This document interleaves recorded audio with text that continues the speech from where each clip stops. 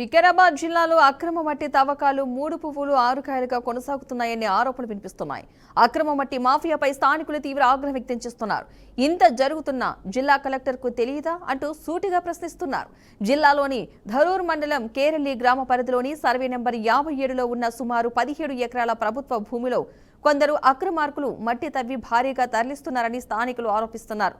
Local నాయకుల అండదండలతో పాటు రెవెన్యూ అధికారుల ధనదాహమే ఇందుకు కారణమని వాపోతున్నారు. ప్రభుత్వ భూములు, చెరువుల కట్టలు, సాగు భూముల నుంచి రాత్రి వేళల్లో ట్రాక్టర్లు, టిప్పర్ల ద్వారా మట్టిని అక్రమంగా తరలిస్తున్నారని గ్రామస్తులు ఆవేదన చెందుతున్నారు. అనుమతులు లేకుండా జరుగుతున్న ఈ మట్టి తవ్వకాల వల్ల భూగర్భ జలాలు తగ్గిపోతున్నాయని, పర్యావరణం తీవ్రంగా దెబ్బతింటోందని రైతులు ఆందోళన వ్యక్తం చేస్తున్నారు. మట్టి తవ్విన ప్రాంతాల్లో వందల సంఖ్యలో చెట్లు తొలగించడంతో పాటు పశువుల మేత కోసం కూడా స్థలం లేకుండా పోతోందని ఆవేదన వ్యక్తం చేస్తున్నారు.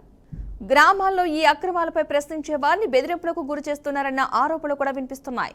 పలుమార్లు ఫిర్యాదు చేసినా సంబంధిత అధికారులు పట్టించుకోవడం లేదని గ్రామస్తులు వాపోతున్నారు. అక్రమ మైనింగ్ పై చర్యలు తీసుకోవాల్సిన రెవెన్యూ, మైనింగ్ శాఖ అధికారులు కళ్లప్పగించి చూస్తున్నారన్న విమర్శలు వెల్లువెత్తుతున్నాయి.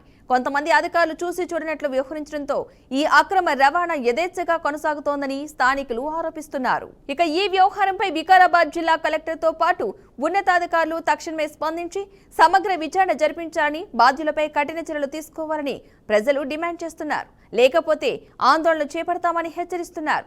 ఇదే అంశంపై ధరూర్ మండలం తహసీల్దార్ సాజ్దా బేగం స్పందిస్తూ కేరెల్లి గ్రామ పరిధిలోని 57 సర్వే నెంబర్లో 17 ఎకరాల ప్రభుత్వ భూమి ఉన్నట్లు తెలిపారు. అయితే ప్రభుత్వ భూమిలో మట్టి తరలిస్తున్న విషయం తమ దృష్టికి రాలేదని, వీఆర్ఓను పంపించి విచారణ చేయిస్తామని తెలిపారు. అక్రమంగా మట్టి తవ్వకాలు జరిగితే చట్టబద్ధమైన చర్యలు తీసుకుంటామని ఆమె స్పష్టం చేశారు.